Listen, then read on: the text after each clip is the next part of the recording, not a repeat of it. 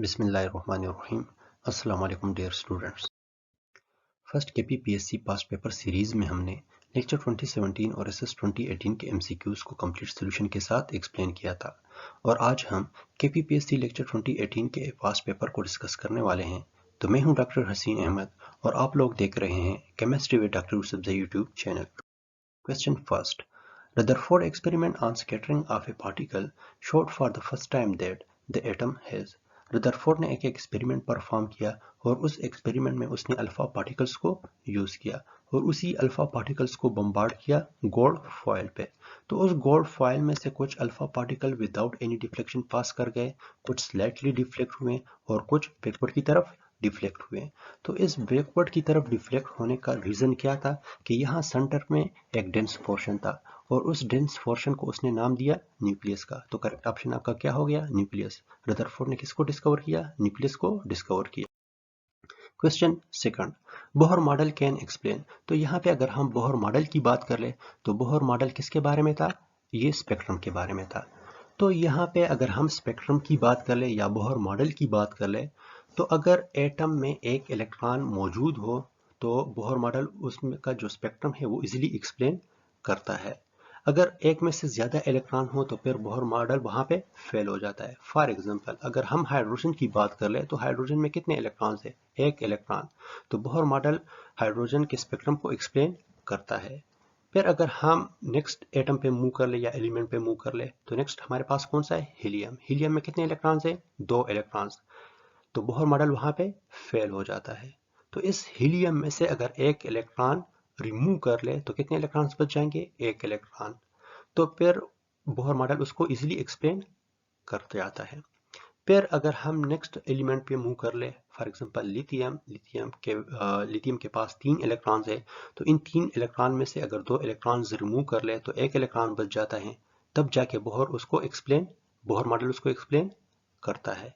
फिर अगर हम बेरिलियम की बात कर ले, बेरिलियम के पास कितने इलेक्ट्रॉन है? 4 इलेक्ट्रॉन। उस 4 इलेक्ट्रॉन में से अगर 3 इलेक्ट्रॉन्स रिमूव कर ले तो एक इलेक्ट्रॉन बच जाता है।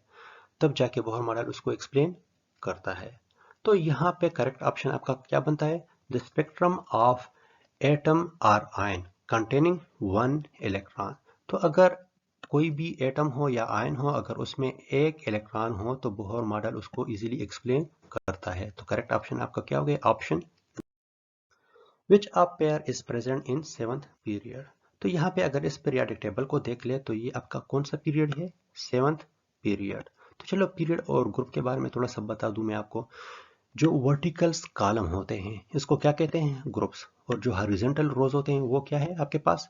पीरियड्स। तो यहाँ पे अगर हम 7th पीरियड को देख ले तो 7th पीरियड में ऑप्शन सी का जो दो एलिमेंट्स दिए हुए हैं या पेयर दिया हुआ है, फ्रांशियम एंड रेडियम, तो ये 7th पीरियड में मौजूद है। तो करेक्ट ऑप्शन आपका क्या हो गया? ऑप्शन सी।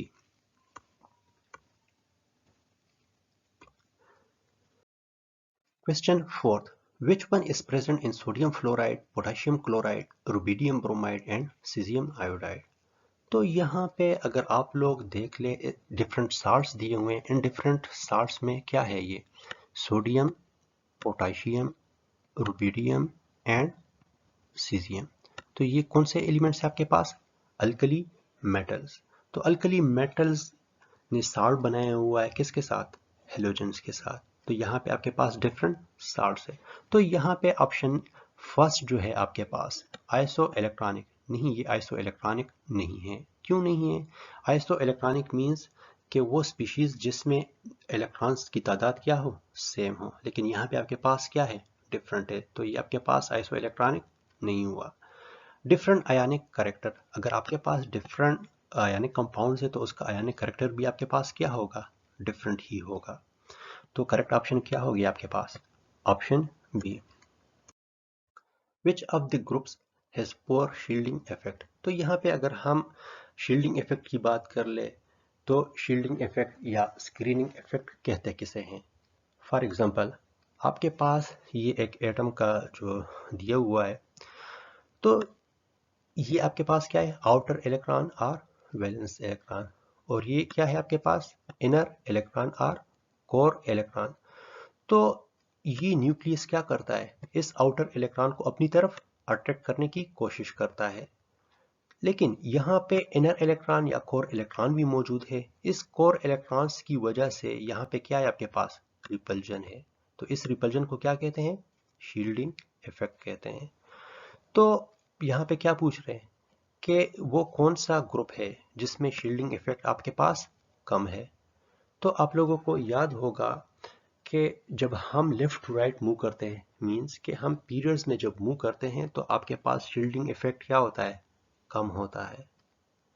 तो अल्कली मेटल दिया हुआ है, अल्कली मेटल के बाद अल्कलाइन अर्थ मेटल होता है, तो ये आपके पास फर्स्ट हो गया, इसके बाद ये आपके पास सेकंड हो गया, फिर उसके बाद इनर ट्रांजिशन एलिमेंट ये आपके पास थर्ड हो गया, मतलब कि ट्रांजिशन एलिमेंट, और ये आपके पास बिल्कुल एंड पे आता है, तो ये आपके पास क्या हो गया, फोर्थ हो गया।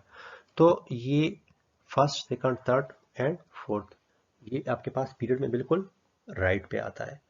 तो यहाँ पे हमने बात की कि जब हम लेफ्ट टू राइट मूव करते हैं तो जो शील्डिंग इफेक्ट है वो डिक्रीज होता है। तो यहाँ पे पोर शील्डिंग इफेक्ट किस में होगा, हेलोजन में होगा। तो करेक्ट ऑप्शन आपका क्या बनता है यहाँ पे, हेलोजन ही बनता है। आई होप आपको वीडियो अच्छी लगी होगी। तो अगर आपको वीडियो अच्छी लगी है तो वीडियो को लाइक कर ले, और अगर आप चैनल पे नए हैं तो चैनल को सब्सक्राइब कर ले और बेल के आइकन को भी प्रेस कर ले। और अगर आप लोगों का कुछ पूछना हो इस वीडियोस के बारे में या इसके अलावा भी अगर आपका कोई क्वेश्चन हो तो आप लोग कमेंट में मुझसे पूछ सकते हैं। इंशाल्लाह मैं कोशिश करूंगा कि आप लोगों को इसका जवाब दे दूं। Thank you so much for watching. इंशाल्लाह नेक्स्ट वीडियो में फिर मिलेंगे, तब तक के लिए अल्लाह हाफिज़, द अल्लाह पामाद।